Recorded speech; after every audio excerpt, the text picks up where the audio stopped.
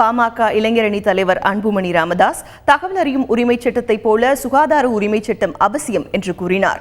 இந்த சட்டம் கொண்டுவர மத்திய அரசு நடவடிக்கை எடுக்க வேண்டும் என கூறிய அவர், இதற்கான முயற்சியில் பாமக இறங்கும் என்றார். ஆட்சிக்கு வந்தால் மது ஒழிப்பிற்காக முதல் கையெழுத்து போடுவோம் எனவும் இலவசங்களை ரத்து செய்வோம் எனவும் கூறினார். தங்களை ஒரு முறை ஆட்சியில் அமர்த்தினால் மீண்டும் மீண்டும் வாக்களிப்பீர்கள் எனவும் அதேபோல தமது நடவடிக்கை அமையும் எனவும் கூறினார். அதேபோல அனைத்து பள்ளிகளிலும் சிபிஎஸ்இ தரத்திற்கு உயர்த்தப்படும் எனவும் உறுதியளித்தார். தமிழ்நாட்டில் 50 ஆண்டு காலம் நடத்தாததை 5 ஆண்டு காலத்திலே நடத்தி முடிப்போம். அடுத்தது தேவை ஒரு வாய்ப்பு. நான் கேட்கின்றேன், ஒரே ஒரு வாய்ப்பு தான். அடுத்த முறை நீங்களே மறுபடியும் ஓட்டு போடுவீங்க. அதுதான் நமக்கும் மற்றவர்களுக்கும் வித்தியாசம். தமிழ்நாட்டில் கல்வி முறை, இன்றைய கல்வி